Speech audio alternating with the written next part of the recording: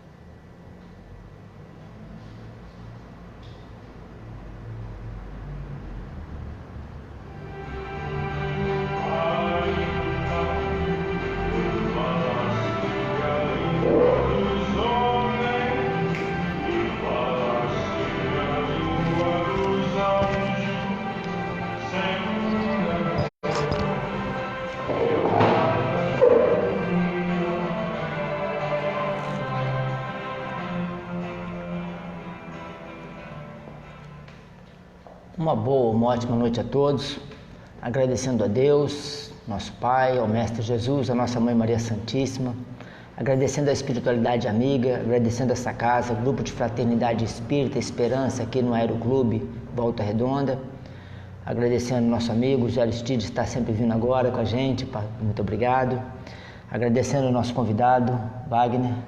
O pessoal te chama de Wagner ou Baltazar? Wagner, né? Wagner. Boa noite, obrigado. Obrigado, eu que agradeço. Já lembrando que nosso tema hoje é um tema muito interessante e que eu me sinto muito perdido, é um tema que eu não me aprofundo muito, mas aprendi bastante nesses dias já de pesquisando, que é ciência, né? Espiritismo, ciência, se é uma ciência, como é que é essa relação. Nosso irmão Wagner vai estar clareando para a gente, trazendo a luz da doutrina espírita, como que a ciência vê a doutrina espírita, como que o espiritismo vê, a ciência se trabalham junto, muito legal. Participem, mande sua pergunta, se tiver algum irmão para pedir oração, para a gente fazer corrente de oração, põe o nome também aí, ok? Então vamos iniciando o nosso programa O Evangelho no Ar e perguntando, está todo mundo já com o livrinho na mão, Fonte Viva, o Evangelho segundo o Espiritismo, copo d'água e a família reunida, mais importante, família reunida, para a gente orar, pedir a Deus, a Jesus, as bênçãos, a proteção e o equilíbrio para a gente caminhar, para a gente seguir a nossa jornada. Então a gente pede ao nosso irmão Wagner fazer a leitura da página para a gente e tecer um breve comentário, por gentileza, Wagner. Bom, livro Fonte Viva, lição 106, Sirvamos ao Bem. A luz resplandece nas trevas, João capítulo 1, versículo 5. Não te aflijas porque estejas aparentemente só no serviço do bem. Jesus era sozinho antes de reunir os companheiros para o serviço apostólico. Sozinho, à frente do mundo vasto, à maneira de um lavrador sem instrumentos de trabalho diante da selva imensa. Nem por isso o cristianismo deixou de surgir. Por templo vivo do amor, ainda hoje em construção na terra para a felicidade humana. Jesus, porém, não obstante conhecer a força da verdade que trazia consigo, não se prevaleceu da sua superioridade para humilhar ou ferir. Acima de todas as preocupações, buscou invariavelmente o bem, através de todas as situações e todas as criaturas. Não perdeu tempo em reprovações descabidas, não se confiou em polêmicas inúteis, instituiu o reinado salvador de que se fizera mensageiro, servindo e amando, ajudando sempre e alicerçando cada ensinamento com a sua própria exemplificação. Continuemos, pois, em nossa marcha regenerativa para a frente, ainda mesmo quando nos citamos a sós. Sirvamos ao bem acima de tudo. Entretanto, evitemos discussões e agitações em que o mal possa expandir-se. Foge a sombra ao fulgor da luz. Não nos esqueçamos de que milhares de quilômetros de treva, no seio da noite, não conseguem apagar alguns milímetros da chama brilhante de uma vela. Contudo, basta um leve sopro de vento para extingui-la. Bom, os comentários do Emmanuel, eles são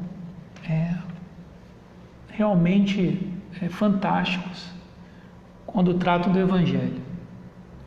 Então, são mensagens que a gente tem se apoiado, não só para interpretar as Escrituras, mas também que dão apoio, que dão força para a gente seguir em frente, porque nem sempre é fácil, né? E às vezes a gente se sente sozinho. Mas é um sozinho, mas sempre bem acompanhado também de boas pessoas que a gente vai encontrando pelo caminho. Então, realmente, acender a nossa velinha talvez seja o que a gente possa fazer de melhor dentro do nosso coração. Então, a mensagem é uma mensagem de esperança para a gente poder seguir em frente, independente das dificuldades que a gente tenha, né, seguindo o exemplo do Cristo. Sempre fazendo bem, né? Sempre fazendo bem. Porque quando você faz o bem, né, a caridade, o que for, né, em favor do próximo, você está acendendo uma vela, você está se iluminando. Está se iluminando. É o primeiro a ser beneficiado, somos nós. É o que eu falo, às vezes eu falo para as pessoas, é o trabalho que te modifica. Você não pode se modificar para começar no trabalho. A ordem é o contrário. Então, a partir do momento que a gente trabalha com o Cristo, ele passa a nos modificar. Porque é um processo de parceria. Se a gente quiser melhorar para trabalhar, a gente vai ficar remando sem chegar a lugar nenhum, porque exatamente é o trabalho que vai mudando a gente, né, nesse processo aí de...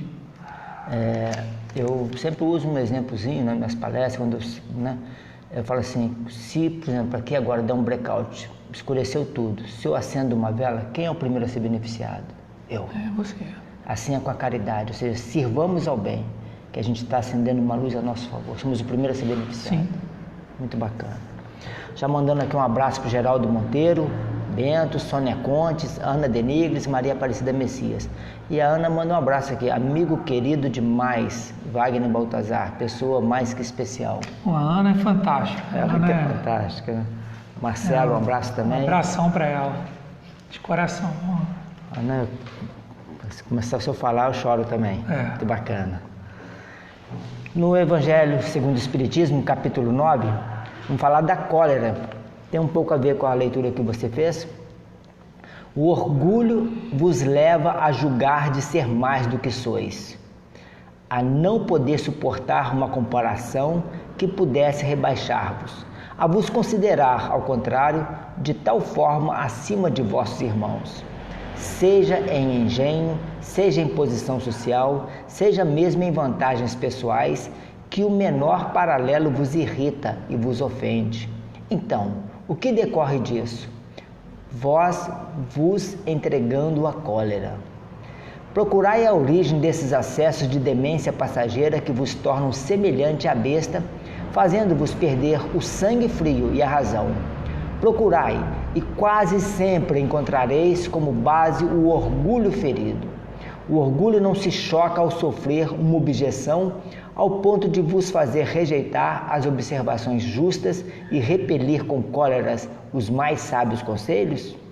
Mesmo a impaciência que causa contrariedades, muitas vezes pueris, está relacionada à importância que atribuís à própria personalidade, diante da qual acreditais que tudo deve dobrar-se. Em seu frenesi, o homem colérico se volta contra tudo, contra a natureza bruta, os objetos inanimados que ele quebra, porque não lhe obedecem. Ah, se nesses momentos ele pudesse ver-se a sangue frio, teria medo de si mesmo, ou se acharia muito ridículo. Que ele julgue por isso a impressão que deve causar em outras pessoas. Mesmo que não fosse senão por respeito a si mesmo, deveria esforçar-se por vencer a tendência que faz dele objeto de piedade. Se ele pensasse que a cólera não remedia nada, que altera a saúde e até lhe compromete a vida, veria que ele próprio é sua primeira vítima. Mas, acima de tudo, uma consideração deveria detê-lo: o pensamento de que ele torna infelizes todos os que o cercam. Se tem coração, não lhe causa remorso fazer sofrer os seres que mais ama? E que desgosto mortal se num acesso de irritação cometesse um ato pelo qual poderia arrepender-se por toda a vida. Em suma, a cólera não exclui certas qualidades do coração, mas impede que se faça muito bem e pode levar a fazer muito mal. Isso deve ser estímulo suficiente a motivar esforços para dominá-la. O espírita, além disso, é estimulado por outro motivo, o de que a cólera é contrária à caridade e à humildade cristã. Forte também, né? Colocam já pra gente, né, que o orgulho e a vaidade são os nossos maiores empecilhos, né? Já vem texto falando sobre esse baita câncer que a gente tem, que é o orgulho, e todos nós somos orgulhosos, basta pisar no nosso calcanhar de Aquiles, basta pisar na nossa ferida que a gente se revolta, se encoleriza, e está bem claro aqui quando nos coloca que somos os que mais, os primeiros a sofrer somos nós, quando a gente se irrita,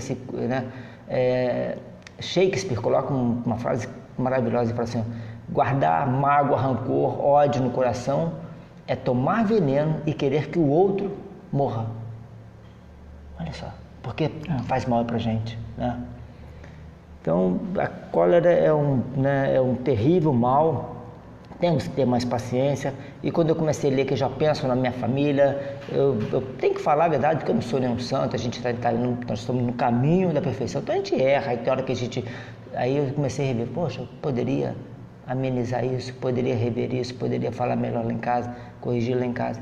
Me serve de reflexão, muito, muito, muito hoje aqui bateu, me tocou bastante o coração para a gente pensar mais sobre calma, paciência, compreenda o outro, entenda o outro, ameniza, né? Sim. Como falou aqui, acaba sofrendo todo mundo dentro de casa, todo mundo sofre com isso, muito triste. Se tem coração, não lhe causa remorso fazer sofrer os seres que mais amam, e a gente faz o que mais ama, os da família, são os que a gente pisa. Estou falando de mim agora já de novo. Então, a hora da gente fazer as vibrações, o momento da gente fazer as preces, as vibrações, então eu convido a todos a elevar o pensamento a Deus nosso Pai, a Jesus, vamos nos colocar em paz, em harmonia, em equilíbrio, pedindo as bênçãos do Pai, a proteção e o amparo. Vamos mentalizar nosso lar, pense na sua casinha, no seu lar, nos cômodos da casa. Eu vou pedir a Jesus adentrar nosso lar com os amigos espirituais, fazendo uma limpeza, uma varredura em nossa casa e nosso lar, para que seja tirado todos os males, todos os maus fluidos, as energias negativas. Irmãos que aí se encontram com finalidade de nos prejudicar, de vingança, de nos fazer o mal, de prejudicar nosso lar, nossa família, de trazer a desarmonia em nossa casa.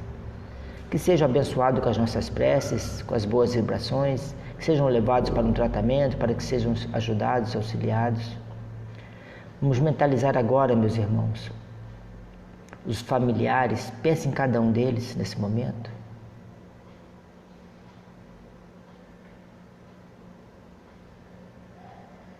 Pedindo ao bom Pai que envolva todos no seu amor, na sua bondade, na sua misericórdia. Que a paz envolva todos. Vamos pedir aqui aos irmãos que nós prejudicamos nesta ou em outras vidas, que as nossas preces, as nossas vibrações nesse momento possam envolver esses irmãos, possam tocar o coração desses irmãos, que eles possam despertar, que seja segundos, milésimos de segundos, mas que nos vejam hoje melhor do que reencarnações passadas, que a gente está se esforçando para melhorar, buscando nos melhorar, e que assim possa nos perdoar, nos pedir perdão aos irmãos que nós prejudicamos. Vamos pedir aos governantes, todos os governantes da nossa cidade, estado, país, de todos os países, para que haja mais dignidade, que haja o mínimo nas mesas, nos lares, que não falte pão para nenhuma família.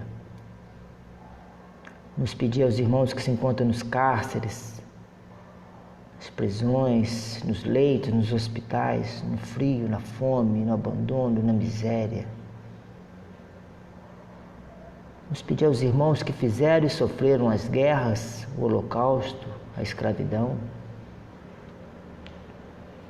Vamos pedir aos irmãos que sofrem, Pai, e muito em especial aos que fazem sofrer, que as nossas preces possam envolver todos esses irmãos.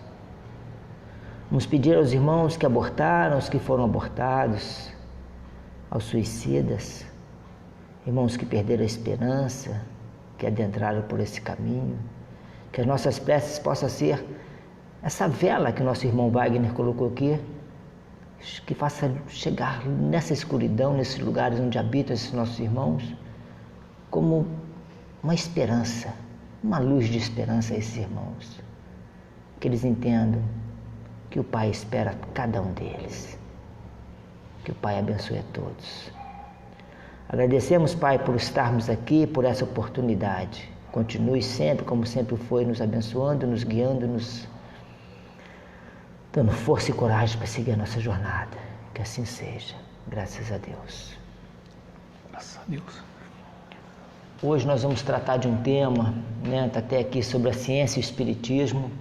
Nosso irmão Wagner vai nos brindar com esse estudo. E já convido a todos vocês, né, quiserem participar, enviando a sua pergunta, fazendo a sua colocação. É um tema empolgante, para mim mexe muito.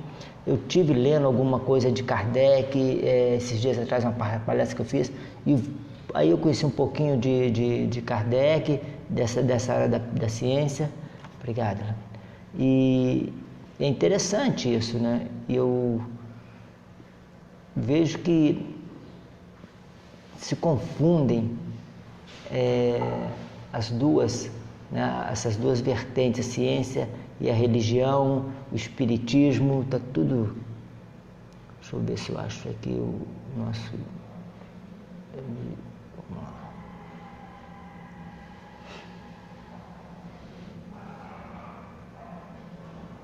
Essa daí, ó. Qual? Esse? Palestra ali. Não, em cima. Aí, embaixo. Aí. Obrigado, Wagner. Acho que eles se abriram junto, legal. Então, Wagner, fica à vontade, mais uma vez agradecendo.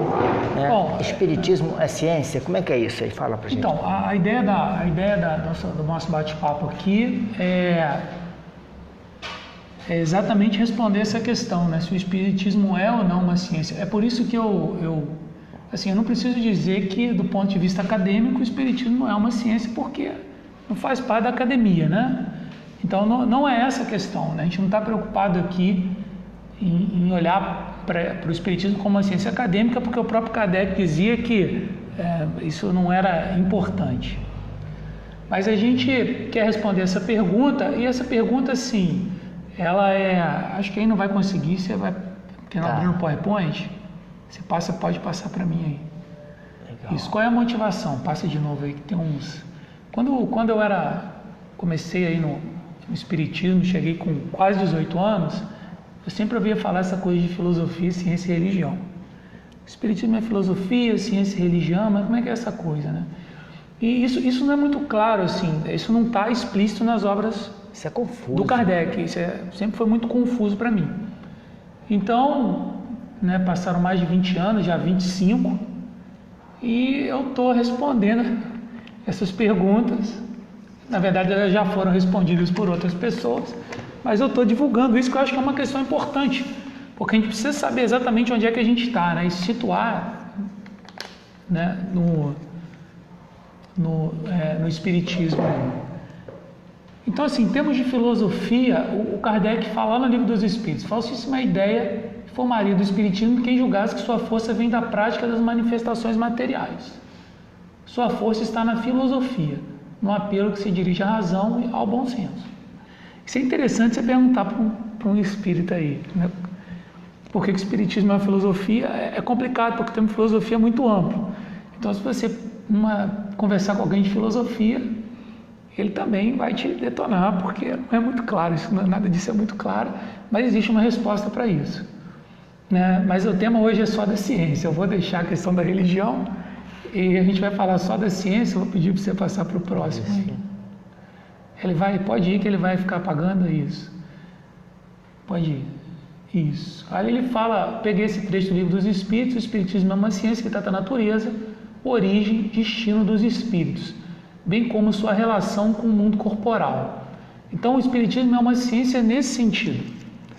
Agora, será que é uma ciência mesmo?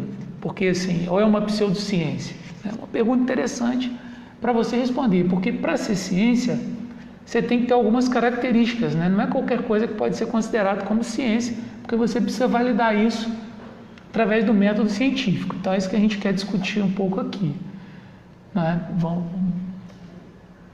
Então, assim, eu peguei uma definição simples de ciência lá do dicionário de filosofia e fala assim, ó: a ciência é a forma que não somente pretende apropriar-se do real para explicá-lo de modo racional e objetivo, mas procura estabelecer entre os fenômenos observados relações universais e necessárias, o que autoriza a previsão de resultados cujas causas podem ser detectadas mediante procedimentos de controle experimental. Bom, fica bem assim. O que acontece é o seguinte: Eu tenho uma teoria hoje, por exemplo, de ensino médio, né? Que você tem uma lei de gravitação universal do Newton aí, e você tem um modelo para isso. Isso é testado inúmeras vezes. Então eu sei que se eu jogar esse corpozinho aqui inúmeras vezes, o que vai acontecer é que ele vai em direção ao centro da Terra, e eu posso medir a aceleração da gravidade aqui inúmeras vezes, e eu vou achar próximo de 9,8 metros por segundo ao quadrado. Posso medir, posso experimentar, né? Agora, quando você trata de um método, de uma ciência que é uma ciência social, nem sempre você consegue configurar isso desse jeito. Mas nas ciências exatas, você pode fazer o experimento que aquele modelo vai corresponder à verdade. Então, vamos continuar. Botei para falar um pouquinho do cientificismo, que o pessoal acha que fora da ciência não há salvação, ou seja, isso é interessante porque muita gente acredita que a ciência seja o único conhecimento válido, que não é verdade. E às vezes a gente vê muito isso na casa espírita, as pessoas ficam procurando um rótulo de ciência para validar o que elas querem. E nem sempre, e aí isso às vezes acaba muito mal, porque você procura rotular como ciência uma coisa que não é ciência. Então isso é muito delicado. Vou falar um pouquinho disso aí para frente. Então, assim, só sobre a motivação, assim, o cenário atual hoje é mais ou menos esse, né? Você tem ciência de um lado, religião de outro, e um abismo entre as duas. Não se conversa, né? Então, essa figura aí para mim foi emblemática, porque de fato muitas pessoas tratam assim, mesmo quem tem religião. No momento que eu sou cientista, eu trato a ciência. Ah, mas e religião? Religião não entra aqui. Mas quando eu estou na religião, eu esqueço da ciência. Então é como se você tivesse uma linha, um abismo, e de um lado está a ciência e de outro está a religião, e uma das duas conversam. São dois conhecimentos totalmente diferentes. Eu trouxe aí tem uma motivação aí também, que ainda da motivação, é um livro da editora da Unesp, que é a Universidade do Estado de São Paulo, que fala Construindo Pontes entre a Ciência e a Religião. É um livrinho que você encontra lá da editora, e ele não é um livro espírita, mas ele traz artigos para construir as pontes, exatamente porque a gente tinha um abismo. E num artigo desse, tem um artigo de um físico que é o Ian Barbour, e ele lista 4 relações entre ciência e religião. Ele tipifica uma coisa, mais ou menos como faz o Kardec. Ele fala assim, entre a ciência e a religião, você pode ter uma relação de conflito, uma relação conflituosa. Por exemplo, você vai, de um lado está o materialismo científico e do outro o literalismo bíblico. Vamos ilustrar isso. O que seria isso hoje em dia? É o pessoal que lê a Bíblia, o Velho Testamento, e acha que a Terra é plana porque está escrito lá. Esse é o conflito. Só que quem escreveu a Bíblia, esse texto, é um texto antigo. É um texto de 4.000 anos atrás. Agora, que autor escreve para daqui a 4.000 anos? Autor nenhum. Então você tem que saber interpretar isso. Então esse é um erro, né? Uma segunda forma é a independência, ou seja, afirma que a religião é religião, ciência é ciência, cada uma fica do seu lado. Problema nenhum, você para lá e eu para cá, a gente convive. O espiritismo não está em nenhuma dessas duas. E aí vem a terceira e a quarta, que é onde a gente mais ou menos transita, que é uma relação de diálogo. É um modelo de relacionar ciência e religião. Inclui questões de fronteira e paralelos metodológicos. Por exemplo, o Big Bang, a grande explosão que está aí na ciência, foi proposto por um cientista que era padre. Então ele consegue pegar um problema de fronteira e dialogar com a religião. Por quê? Você tem um momento da grande explosão, que é o momento de criação do universo. Então você dialoga. E você tem a 4, é a integração. Inclui uma teologia da natureza que busca incorporar nela descobertas da ciência para entender a natureza e a vontade de Deus. O Espiritismo também vai nessa linha, né? Então você tem uns trechos lá da lei divina ou da lei natural, que os Espíritos estão falando nessa ordem, ó, as leis divinas e as leis naturais têm coisas em comum. Então isso vai aparecer como? Princípio da causa e efeito, né? Então essas coisas elas vão estar relacionadas. O Espiritismo fica transitando ali, então você tem forma de dialogar entre ciência e religião. Então eu trouxe isso que eu acho que é interessante para a gente entender que tem maneira de você se situar. Eu peguei isso e achei engraçado, eu achei isso. Tem uma tese, uma dissertação de mestrado da Universidade Federal de Juiz de Fora. E ele pegou esse texto do Kardec, que foi um texto transcrito, eu vou ler só o finalzinho. O Kardec era um pedagogo, né? Ele estava interessado nas questões de educação na França, e ele achava o seguinte: o ensino de ciências, desde os primeiros anos, facilitaria o aprendizado nas etapas do processo educativo, afastando elementos supersticiosos. Afirmava que, adquirindo conhecimento científico, isso é o Kardec falando, a criança não irá da credulidade supersticiosa dos ignorantes, não mais crerá em almas do outro mundo e fantasmas. O Kardec falando que as crianças não podiam acreditar em alma do outro mundo e fantasma, porque assim, o Kardec era da sociedade, ele era cético.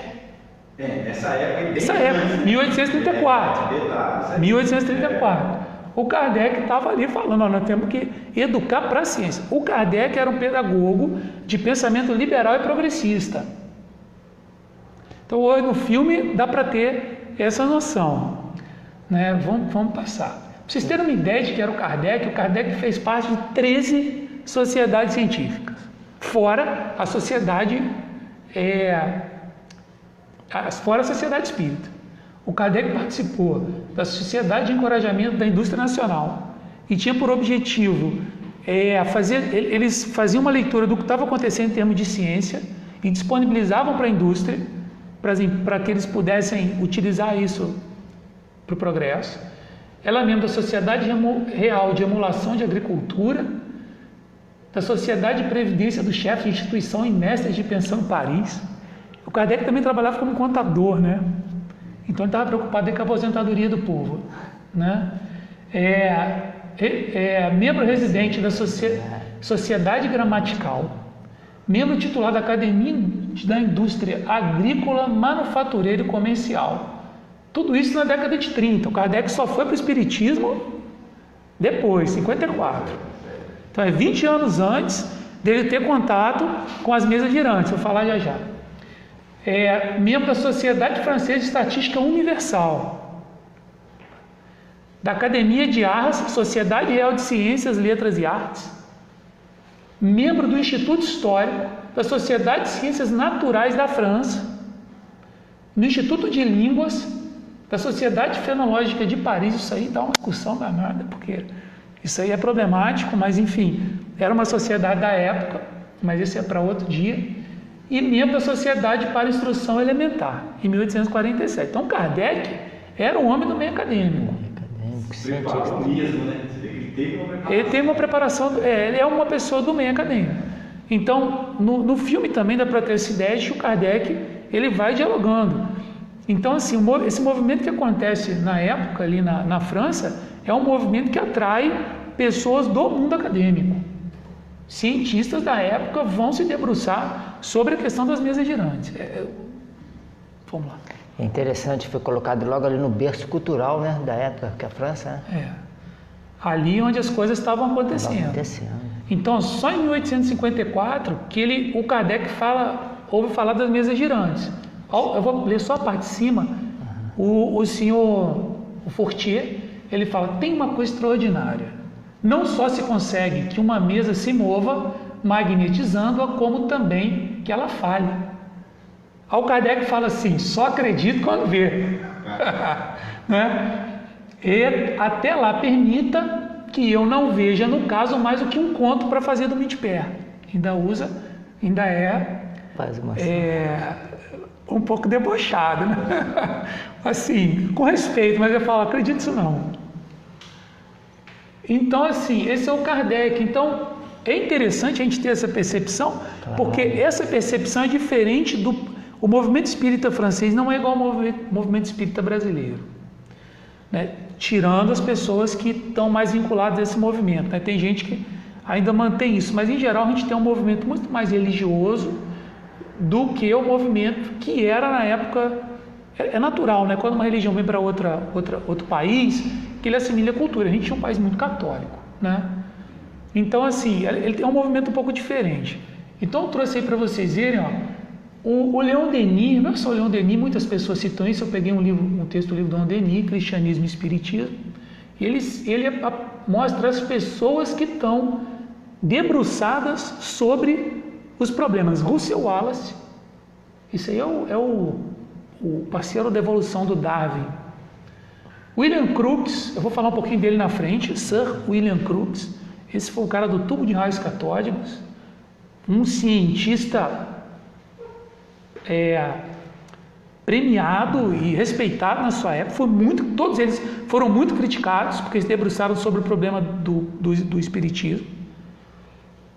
Aí tem o Robert Hare, não sei como é que a pronúncia é, Mepsuzone, também eu vou falar um pouquinho dele, porque é do espiritismo alemão.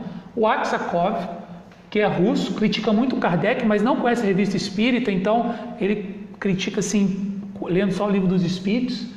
O Blatterhoff, que eu também não sei a pronúncia, o Wagner, o Camille Flammarion, famoso, vou falar um pouquinho dele, fez o discurso do Kardec, astrônomo francês, Maias, o Lombroso, aí tem outros aí, ó, Barré, vamos ver mais o que. O Leon Denis coloca William James da Universidade de Harvard, Lodge, reitor de Birmingham, o professor Richer, esse é o Charles Richer, prêmio Nobel. 1913. Esse aí foi muito importante. E o Coronel de Rochas. Então, esse pessoal, eles estão envolvidos com o espiritismo. Então, o espiritismo mexe mesmo com as bases daquela sociedade. As pessoas não estão ali de brincadeira. Mas essas pessoas, eles têm uma vantagem. Eles encaram o problema de frente. Um problema que geralmente a gente... né, tanto o cientista não quer saber, em geral a gente tapa só com a peneira. Eles não, eles enfrentaram.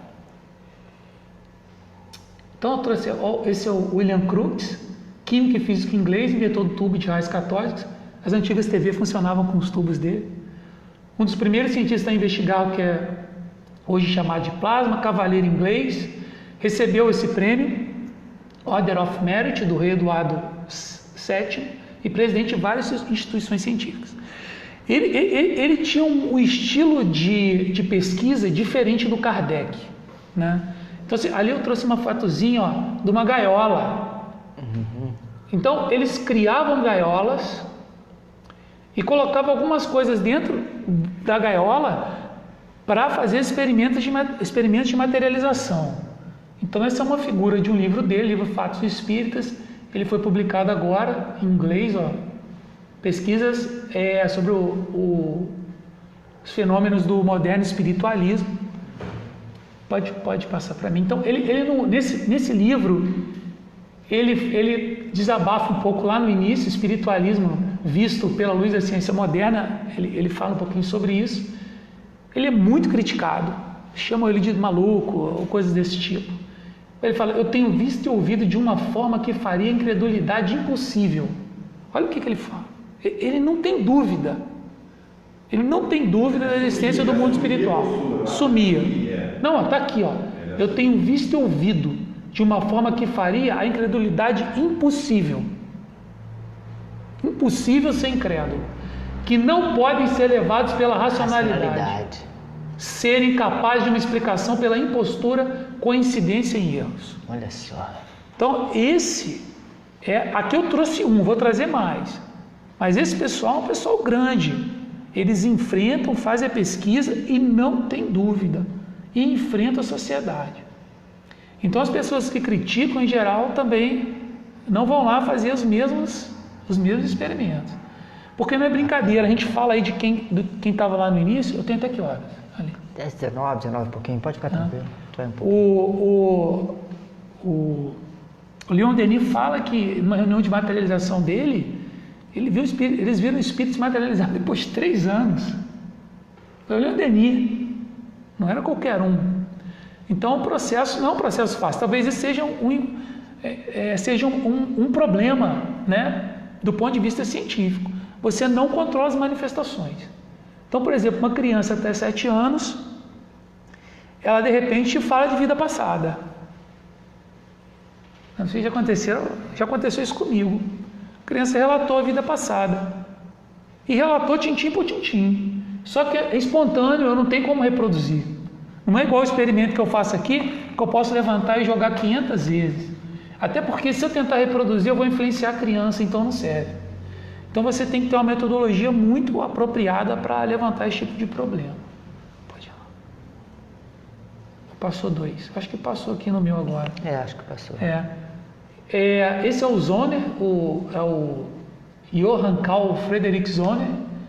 Ele era um astrofísico da Universidade de Leipzig, membro da Royal Society, da Real Sociedade de Londres, da Imperial Academia de Ciências Físicas Naturais de Moscou e da Sociedade Científica de Estudos Psíquicos de Paris, além de membro honorário da Associação de Ciências Físicas de Frankfurt.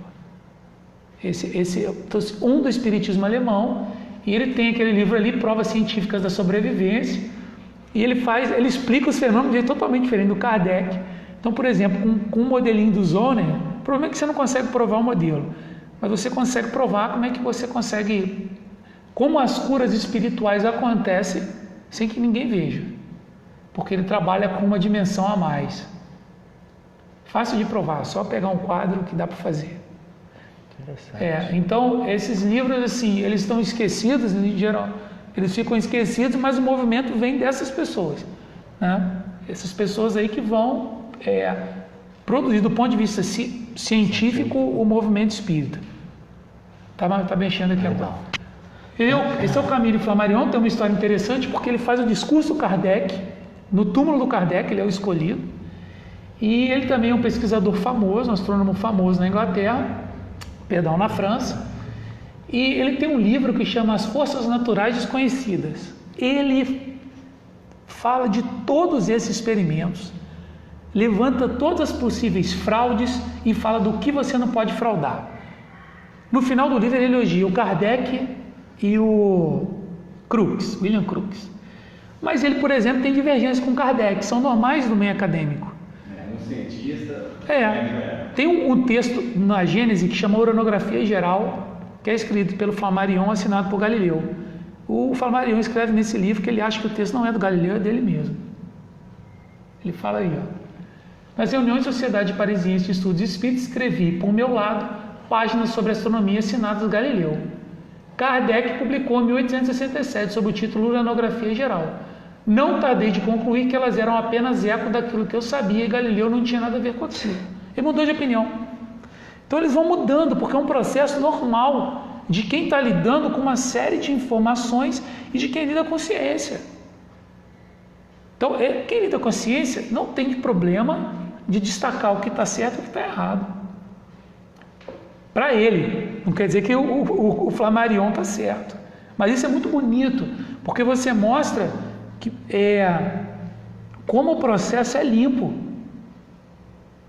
O processo de pesquisa deles é um processo limpo, eles se criticam. Isso é muito bom, isso é muito importante, né? Então ele critica o método do Kardec, que era empregado de pegar a escrita direta, porque o que ele entendia? A escrita direta dá ruído, então ele, Flammarion, não utilizava a escrita direta, mas o Kardec também não utilizava a escrita direta assim.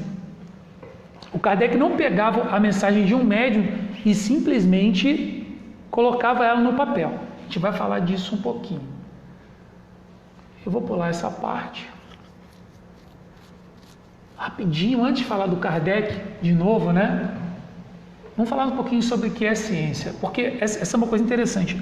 Na nossa sociedade, nós temos problemas com relação a uma sociedade iletrada cientificamente. Não todo mundo, é claro, né? Você tem uma parte pequena da população que não é iletrada. Mas, em geral, as pessoas não sabem o que é ciência, o que a ciência tem um método. A ciência tem um método. E para ser ciência, você tem que ter método científico. Por exemplo, As obras do Chico são obras científicas? Não são. Eu lembro que eu perguntei isso. Não, são. Eu falei, não são. Isso quer dizer que é mentira? Não. É que as pessoas querem rotular tudo com ciência. E não é. Mas a gente precisa diferenciar. Falar de ciência não quer dizer que é uma obra científica. Uma obra científica tem que passar pelo que a gente chama de método científico. Experimentos, né? Não só por experimentos, mas por algumas etapas. Porque o método científico ele não é tão linear, ele é bem sofisticado. Mas as pessoas têm uma visão falsa da ciência, né? Então, em geral, o cientista também parte de premissas que ele assume como verdade.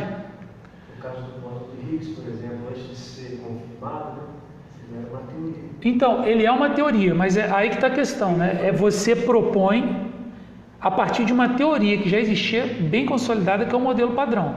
E depois você testa. Exatamente, você tem caminhos diferentes. Isso é uma coisa super bonita, né? Porque a matemática faz previsões na física. Né? Você tem um conjunto de equações, então você, de fato, pega aquele modelo e você pensa acerca do modelo e você vê que ele faz previsões. E as previsões se confirmam. O bóson de Higgs é uma delas. Ele foi previsto, acho que em 1867, foi descoberto agora. Mas a gente pode pensar na ciência também do ponto de vista das ciências sociais. Né? Eu fico mais...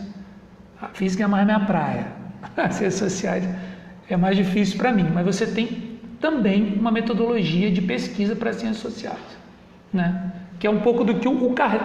Por incrível que pareça, a gente vai falar disso. O Kardec tem uma metodologia de pesquisa à frente do seu tempo. Não sou eu que estou dizendo isso, não.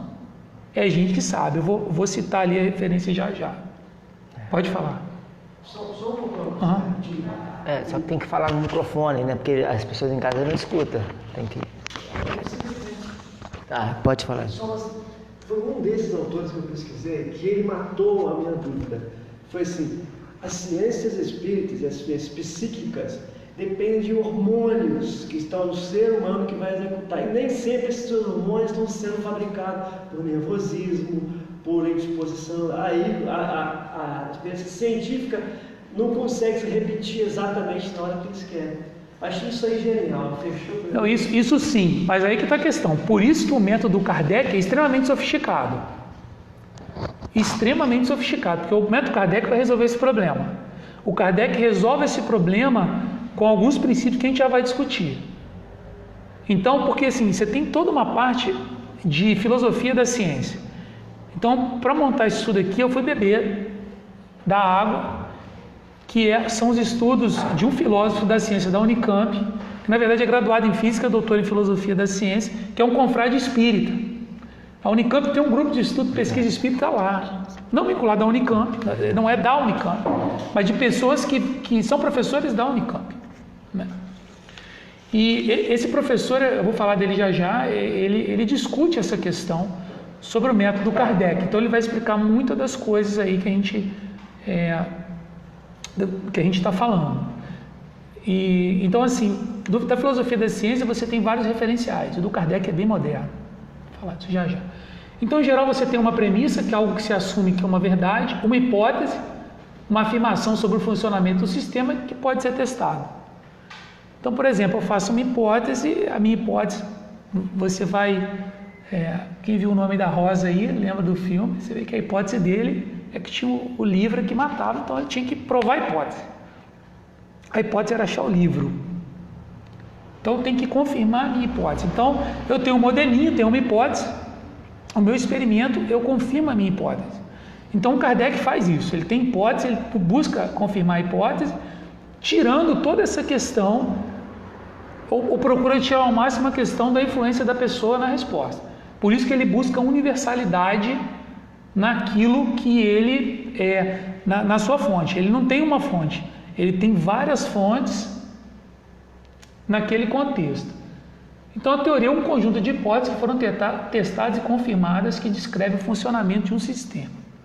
Então você tem uma teoria a partir disso. Você forma uma teoria. Então olha só, para se caracterizar como ciência é preciso um estudo contínuo e que novos resultados sejam apresentados. Tem que contestar e testar. Isso é um ponto de vista, é uma maneira de você ver a ciência. O fato de contestar e testar não quer dizer que você precise contestar aquilo que é o núcleo de uma teoria. Vou explicar já isso daqui. Eu vou para frente aqui e volto. Toda teoria tem um núcleo.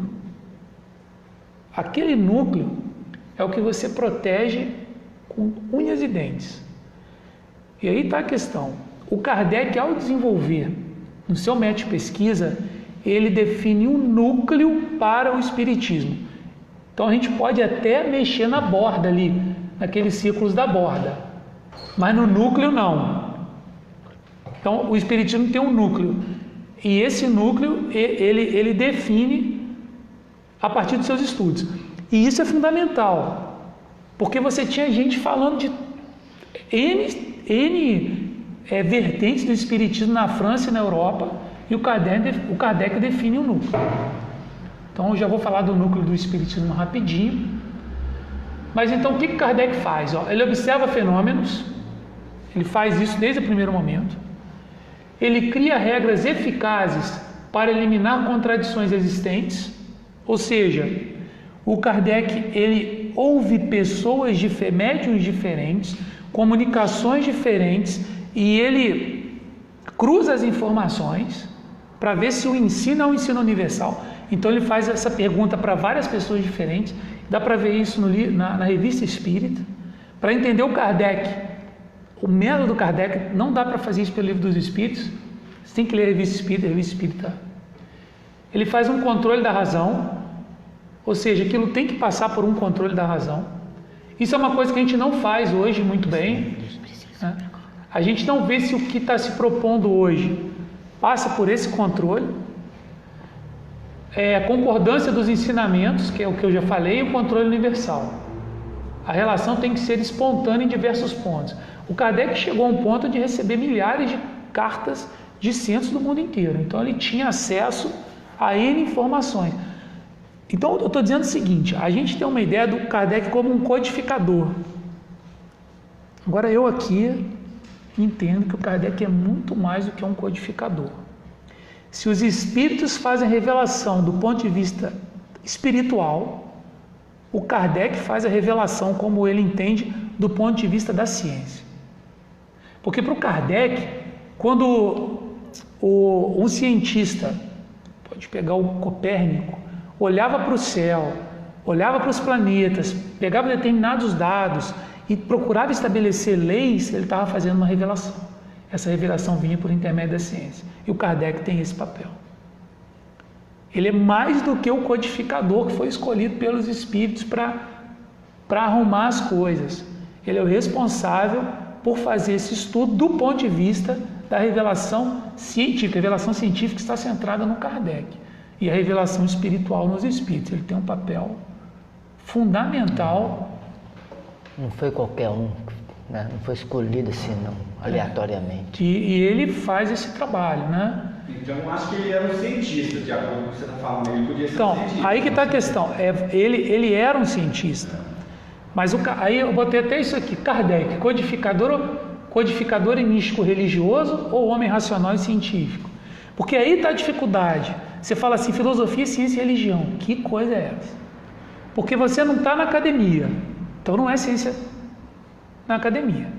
Você também não é uma religião como as outras. Quem disse isso é o Kardec. Eu tirei da apresentação de hoje que não ia dar tempo. Esse assunto a gente é alguma coisa que junta religião, ciência com consequências morais. E aí vem aparecer a questão do que o Kardec chama de filosofia. Talvez a gente fizesse um outro nome que fosse acima da religião, apesar de também ter o papel religioso. Nós também somos uma religião, né? Mas não é só uma religião. Então, olha só, qual é o núcleo do espiritismo? Isso que o Kardec tirou das mensagens espíritas. Existe um Deus único, Criador, e um Deus de todo o universo. Isso é complicado, porque assim, não complicado para a gente. Nós somos uma das poucas religiões, pelo menos que eu conheço, a única, que fala de um Deus do universo todo, né? Porque a gente fala de pluralidade de mundos habitados, porque a gente acredita no Deus para todo o universo. Então, se chegar alguém aqui, né, não estou dizendo que isso vai acontecer, porque assim, do ponto de vista da ciência, mas vamos supor que um dia você tenha de fato um contato extraterrestre. Como é que fica a situação de que Jesus é Deus? Quem é o Deus do outro? Tem dois? O Espiritismo já resolve. Então Deus é Deus de tudo. E como o universo é um pouquinho grande, Deus ficou grande demais, né? Mas ele tem ele traz. Se a gente tirar Deus do Espiritismo, deixou de ser Espiritismo. Você não pode mexer nisso. Causa e efeito. Nota que a causa e efeito, por exemplo, vão ser a base para o dogma espírita, da reencarnação. Kardec chama de dogma, né?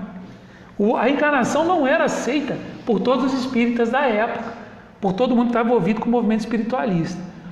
Mas a lei de causa e efeito para o espírito é fundamental. Você precisa desse princípio para explicar ou devolver, por exemplo, para Deus essa ideia de que Deus é bom. Porque sem o princípio de causa e efeito, a gente não consegue ver a bondade de Deus, sem reencarnação, sem essa ideia. Pelo menos, por enquanto, é o que a gente tem de melhor para entender o amor que Deus tem por nós. Então a gente matou essa coisa de que o povo vai para o inferno. Né? A gente vai, o que existe é uma lei de causa e efeito universal.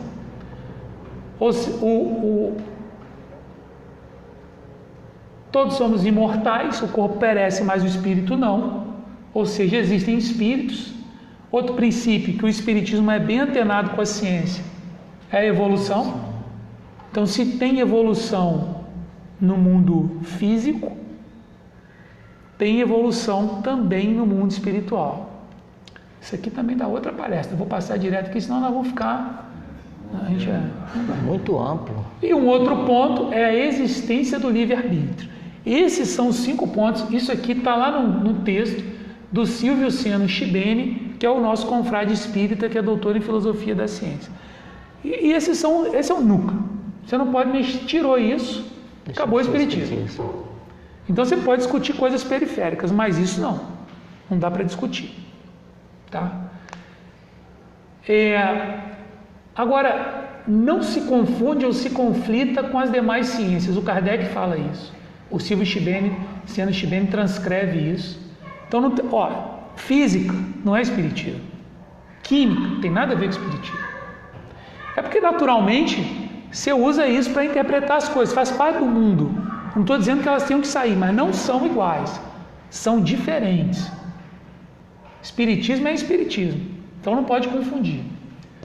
Não consiste em determinadas investigações envolvendo aparelhagens de uso de laboratórios e referenciais da física. É o que você estava falando aí. Nós não vamos resolver as questões de ciência do espiritismo em laboratório. O mais importante é a observação dos princípios básicos do espiritismo. E aí vem uma coisa interessante. O grau teórico do espiritismo está mais próximo do nível fenomenológico. O que ele quer dizer com isso? Eu vou explicar, isso aqui é bem interessante.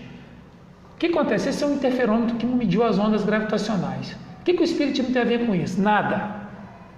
Nada. Não tem nada a ver com o espiritismo. Quais são os fenômenos espíritas? São os de laboratório? Não. É o seguinte, se eu pegar uma folha de papel, pegar essa folhinha aqui para não pegar o livro, e botar no fogo, o que vai acontecer? Vai pegar fogo. Se eu fizer isso 1000 vezes, vai pegar quanto? Fogo. Se não vier um vento muito forte, sem jogar água, pega fogo 1000 vezes.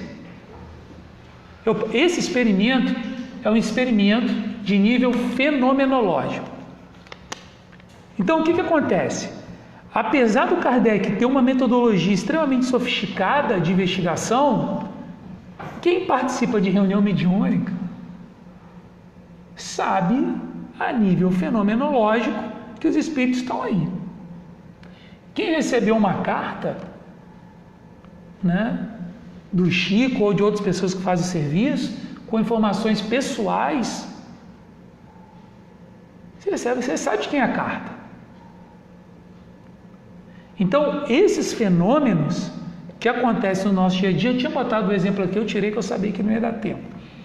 Que quem está no meio espírita aí, convive com eles, não todo mundo, né? Em geral, quem participa das reuniões mediúnicas, eu participo da reunião mediúnica, então geralmente, às vezes tem um amigo meu, que ele pede alguma coisa assim para uma pessoa que não foi na casa, mas pediu para ele. Então toda vez eu pergunto depois qual era o problema da pessoa, para eu comparar o que aconteceu na mesa. Mas é batata. Bate.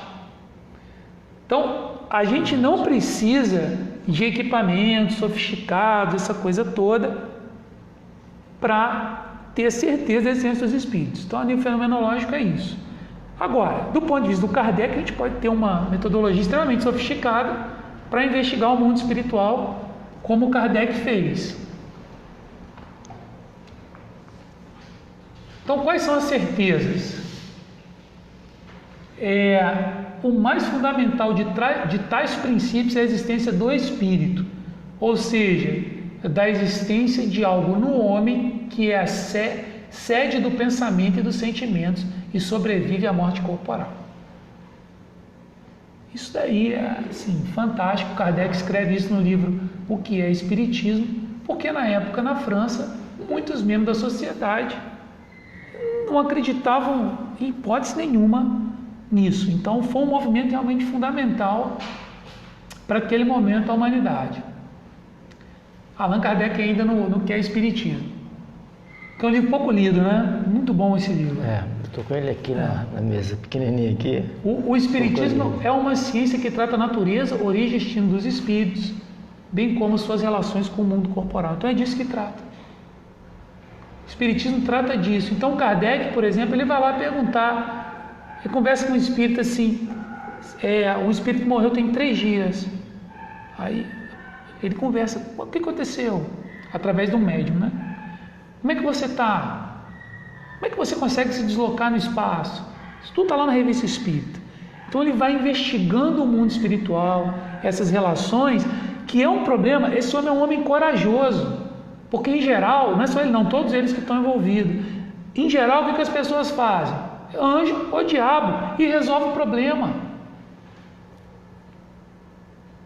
Só que você vê que o negócio não é assim. Os espíritos falam, as coisas acontecem, e ele enfrenta o problema como os outros. Então, são homens de fato assim, fantásticos, porque enfrentam as questões sem medo, sendo perseguidos e abrindo mão de N questões da própria vida para serem perseguidos e enfrentar toda uma sociedade porque enfrenta as questões que ninguém quer enfrentar, ou porque você quer reduzir isso sem olhar de forma séria. Antes de passar à frente, mandar um abraço aqui para Marília Gonçalves Coelho, Fátima Andrade, Arthur Rezende, Marli Santos, Glória do Vale, tá mandando um abraço, Márcia Carraro, Ângela Donato, Isabel Cristina, Aide, Adelaide Sepulto, Joaquim da Cruz. O Kardec, quando ele pergunta sobre a missão dele, ele é alertado sobre isso tudo aí, né? Que vai ser massacrado, perseguido, a família, a saúde, e ele... O Kardec, ele vive uma situação difícil, né? Ele transita entre um homem religioso e o cientista. Então, ele está transitando num lugar difícil, porque ele vai no caminho do meio. E o caminho do meio é bom, porque você olha com coragem. Não é em cima do muro, né? Em cima do muro é complicado. Tem até a historinha que minha menina me contou esses dias, o cara estava em cima do muro, tinha anjo de um lado e demônio do outro. Aí ele estava andando em cima do muro, os anjos, vem para cá, vem para cá, vem para cá. Aí olhou para o outro lado, os demôniozinhos tudo quieto. Aí perguntou para ele. Aí o rapaz perguntou, peraí, vocês não vão mandar para o lado de vocês, não? Ele falou, não, em cima do muro é nosso. Em cima do muro é o lado ruim, mas o Kardec não. Ele enfrenta as questões e busca um caminho onde ele possa dialogar. É muita coragem. Eu acho interessante que você coloca a ciência espírita, né? Agora a gente tem ciência material, posso falar química, física, eles têm que correr muito atrás, porque no Espiritismo já fala, a ciência espírita já fala. Tudo que se descobre na física, na química, igual de exemplo de química e física que você usou, se descobriu lá, a ciência espírita já sabe. Então, por isso eu tenho essa divisão comigo. Senão a gente vai brigar o tempo todo, cara. Não é brigar, olha só. Não, eu sei, mas a colocação dele. O que o Kardec fala é o seguinte, ó, a ciência física, química, as ciências naturais ficam para lá. Para lá. O que eles comprovam, não, o Espiritismo já sabe. Não sei se eu acho que não. Sim, dentro do que você falou, dá para ver, ter essa noção. Como assim? Porque a questão é a seguinte, olha só. A ciência espírita trata dos espíritos, do mundo espiritual e das relações entre o mundo espiritual e o mundo corporal. Ela não trata da questão da física, da química, da biologia. Porque é material, a visão material e a visão espírita. Sim. Se eu tivesse a visão, não tem como juntar. Tá. É isso que eu vi. Eu já vi, inclusive, uma palestra sua lá na biblioteca. Lá. Isso, na feira. Então, na feira, pô, cara, eu estudei muito, não chegar a essa conclusão. Hoje eu vi que era você esse tema, eu falei, pô, agora a gente porque é muito interessante.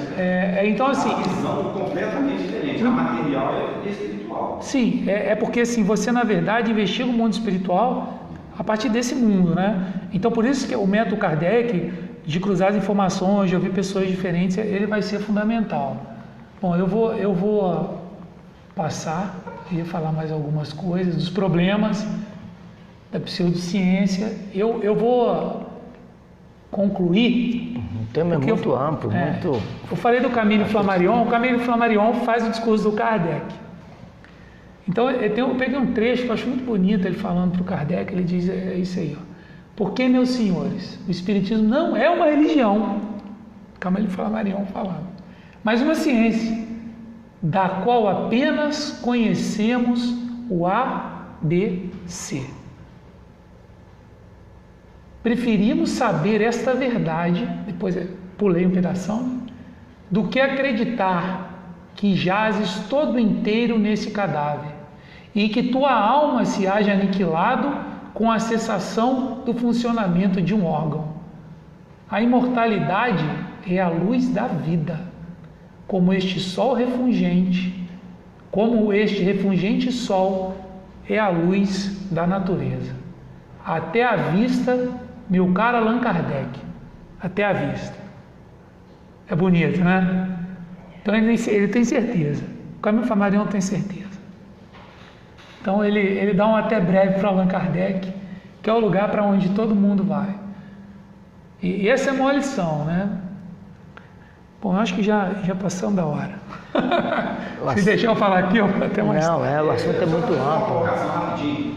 O Charles Michel, até pensei que você ia falar sobre ele. Charles Michel teve aquele papel de denominar ectoplasma, que é o fenômeno materialismo dos espíritos lá e tal. Ele foi chamado a atenção. Ele morreu em 1835. Ele foi chamado a atenção, 1935. Ele foi chamado a atenção porque ele ganhou o prêmio Nobel em 1913. Então ele estava em evidência entre todos aí, ele está exposando todos esses aí.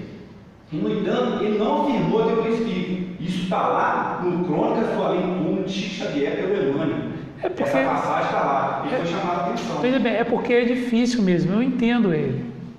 Eu também sou do meio. Mas a espiritualidade lá chamou a atenção dele. Ele veio com esse papel. Sim. É isso que eu estou falando, entendeu? Mas mas ele tinha um apoio do Hilo Cruz, que essa turma todinha você falou aí. Aí no final, inclusive eu estou lendo um livro dele, Charles Michel pela fé. No final, durante o leito lá, que estava quase falecendo, ele concordou. Mas aí já era tarde. Na própria passagem, lá onde já tem um ponto. Você pode olhar lá. Chico Xavier, que é uma passagem de Michel. Ele foi chamado a atenção da espiritualidade. Justamente porque teve a oportunidade, ele fez. Cadê nosso tempo aqui? Eu quero cutucar um pouquinho aqui.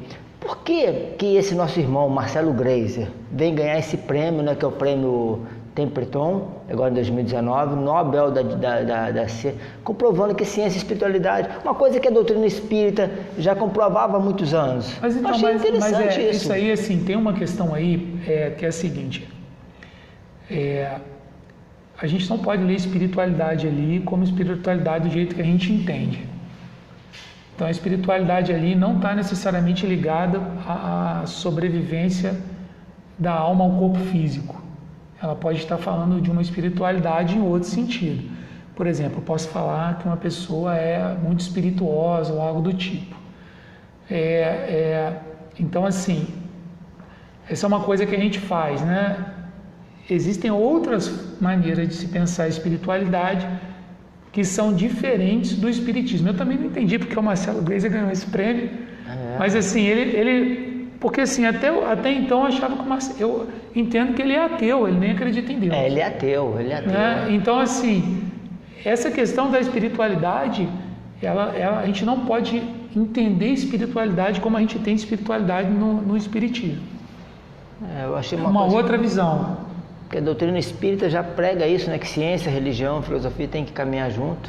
Mas vamos lá. Tem outras religiões que... Tem uma religião no Oriente Médio, que me fugiu o nome agora, que também prega. Muito parecido com o espiritismo. Desculpa, bom, deixa pra lá. Vamos lá. Senão... vamos para a nossa agenda, né? Depois eu pedi o Wagner fazer a prece final. O Kardec ainda continua em cartaz aí, tá? Poucos horários, mas continua em cartaz. Amanhã, no Centro Espírita Caminho da Luz, a nossa irmã Lana Leite estará com palestra, lançamento e autógrafo do seu livro, né? No Amor Encontra Paz. Eu espero estar lá amanhã, até fazendo ao vivo com ela lá, passando pelo nosso programa. Amanhã também, lá nos Seguidores do Cristo, na nossa irmã Lúcia. Isso foi cancelado, eu que vou falar. Foi cancelado? De primeira mão, então, aqui. Aí o Wagner vai estar falando lá. Então, vai estar lá amanhã. Qual o tema que vai estar falando? São reflexões sobre o Velho Testamento. É sobre o livro do Êxodo. O outro tema legal. Você divulgou em rede social hoje. Legal. Ela me passou uma mensagem hoje pedindo para cobrir lá. Então, o Wagner, para quem quiser escutar o Wagner amanhã, está lá nos Seguidores do Cristo. Feijão, noite de caldos, baratinho, só 3 caldos por R$12. Os nossos irmãos lá do Centro Espírita Eurípides Barçanufo, lá de Pinheiral, lá do Planalto do Sol, R$12. Estamos pensando muito em lá, hein? Tá confirmado? Conversando sobre a Gênesis também lá nos Seguidores do Cristo, dia 29, olha só, de 15 às 20 horas, né? É tipo um seminário, um estudo mesmo aprofundado com o Paulo Henrique de Figueiredo. Parece que ele é um grande estudioso também da doutrina, sobre a Gênesis, interessantíssimo estar lá presente. Reunião dos coordenadores das escolas de evangelização, dia 30, domingo, lá no Centro Espírita André Luiz, na Casa de Pedra, de 9 às 12 horas. Então, reunião dos coordenadores. A UMEVOR, a União Municipal Espírita de Volta Redonda, um trabalho fabuloso que eles fazem aí, sempre trazendo oradores, né, maravilhosos à nossa cidade, à nossa região, trazendo o Fábio Dionísio. Ele esteve até semana passada fazendo já um seminário aqui, mas ele volta, palestrante, pesquisador, editor e escritor espírita de Ribeirão Pires. Então, dia 4, 5, 6 e 7 de julho é dia de semana. Os tempos são chegados, espiritualidade e saúde, Santo Agostinho, fisiologia das curas espirituais. Os centros são o Centro Espírita Irmã Cárita, Seguidores do Cristo, missionários Francisco Xavier lá em Itatiaia e o outro lá no Eurípides Barçanufo, no Gaebe. Um chá fraterno, dia 7 de julho, dos nossos irmãos do Centro Espírita, do Grupo Espírita Lindolfo Barbosa, só que o chá acontece na Associação dos Engenheiros, lá na Vilas. Todo ano tem esse chá, é muito gostoso, sempre a gente está indo também, muito bom. Um seminário aqui na nossa casa, Grupo de Fraternidade Espírita, Esperança aqui no Aeroclube, com o Guirlin Zone, sobre mediunidade, dia 7, né, de julho, domingo, de 9 às 12 horas. Nosso irmão Tésio está perguntando se precisa se inscrever. Não precisa se inscrever, é só comparecer e aproveitar bastante. Um encontro de capacitação para dirigentes de mocidades espíritas, o 16º seu Conselho Espírita Unificado vai promover esse encontro de capacitação lá nos nossos irmãos do Centro Espírita Filhos da Luz, em Barra Mansa. Está aí o telefone para contato, ok? Então está aí uma capacitação para dirigentes de mocidades espíritas, dia 15 de julho. Não, de junho, eu troquei, desculpa, 14 de julho. A inscrição que vai de 15 de junho até 8 de julho. Aniversário do Centro Espírita, né, da Casa Espírita Irmã Paula, lá de Moinho de Vento, vai dia 7, 14, lá as palestras são sempre aos domingos de manhã, 7, 14, 21 e 28. Todas essas informações estão na nossa página, a gente publica ali, o Francisco publica, o Bento, a Flavínia publica ali essas informações, a gente está todas ali na nossa página. uma feijoada, tem 2 feijoadas aí agora, né, para esquentar o frio aí.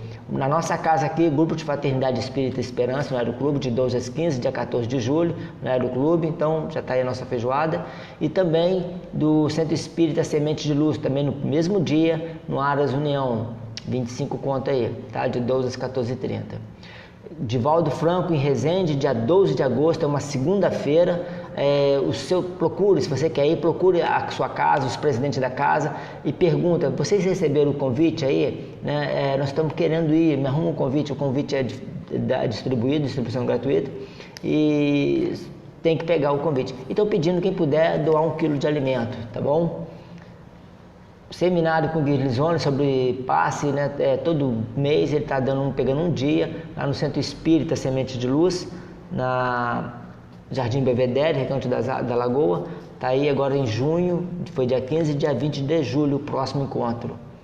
Todos os sábados, às 15 às 16h30, lá nos Seguidores do Cristo, uma roda de conversa. Sempre temas também diferentes, onde todos podem participar, a doutrina ali sendo conversada, debatida, um grande momento de aprendizado. Nosso irmão Rony Ricardo, com o livro Vida Futura, em e-book. Rony Ricardo já está com outro livro aí falando da Terra, acho que é isso aí, Os Irmãos da Terra, já para sair a qualquer momento aí, aguardem. Nossa irmã Cândida também estará em Volta Redonda, dia 30. Dia 30 ela estará aqui no programa, próximo domingo. Próximo domingo a Cândida falando sobre esse novo livro dela, muito mais, eu me liberto dos meus escravos, e são várias casas espíritas que estão convidando para ela fazer a palestra e lançamento do seu livro com autógrafo também. Já também aqui de primeira mão, nosso irmão Rony Ricardo em setembro vai fazer praticamente o mês todo palestra sobre o suicídio, que é o Setembro Amarelo. O Rony Ricardo vai estar falando sobre o suicídio em várias casas, a gente já está divulgando porque é um tema que a gente tem que falar muito, divulgar bastante, um mal que está cada vez mais crescente. Wagner, obrigado. Essa foi a primeira vez, né? Aí a gente não coincidiu muitas datas, mas vamos marcar uma outra data para você nos trazer seus conhecimentos, porque você viu que eu fiquei calado. Eu sou muito leigo, não tenho vergonha nenhuma de falar, né? Querendo aprender essa parte científica, eu não gosto muito. O Bento gosta muito, né? Falei até com o Bento. Mas para mim é uma área que eu estou aprendendo e é interessante ver esse caminhar junto das duas aí. E me chamou a atenção isso, né? Logo no Espiritismo, o que é o Espiritismo, Kardec coloca bem claro aqui, está logo no preâmbulo, né? Sobre essa definição aí, fala, o Espiritismo é ao mesmo tempo uma ciência de observação e uma doutrina filosófica. Como ciência prática, ele consiste nas relações que se podem estabelecer com os espíritos. Como filosofia, ele compreende todas as consequências morais que decorrem dessas relações. Pode-se assim defini-lo, como você colocou. O Espiritismo é uma ciência que trata da natureza, da origem e da destinação dos espíritos e das suas relações com o mundo corporal. Está logo no que é o Espiritismo, como o Wagner falou, é um livro pouco lido, pouco conhecido no meio espírita. Obrigado. Eu que agradeço. Que o Pai te abençoe. Vamos ver uma outra oportunidade aí. Tá bom? Tá bom. Você faz a prece para a gente de encerramento, por favor, Wagner? Vamos sim. Senhor Jesus, nós te agradecemos pela oportunidade desta tarde, de nós estarmos aqui juntos, tratando, Senhor, do Espiritismo, essa obra tão importante, a qual nós servimos em Teu nome. Pedimos ao Senhor que ampare essa casa, cada pessoa aqui representada, cada pessoa que participou do programa na tarde de hoje. Que os nossos amigos espirituais possam nos auxiliar nessa jornada, para que possamos caminhar na Tua direção, seguir o Teu caminho, o Senhor que é nosso modelo, nosso amigo, e que tem lutado por nós a cada instante de nossas vidas, mesmo quando nós não percebemos. Que o Senhor seja conosco, hoje, agora e sempre. Graças a Deus. Mandando um abraço para Ana Márcia Tavares, Arli Lopes, nossos Aristides, agradecendo o Bento, a Lavínia, Francisco, que trabalha com a gente aqui na produção, e até domingo que vem com a Cândida falando do seu novo livro. Um abraço.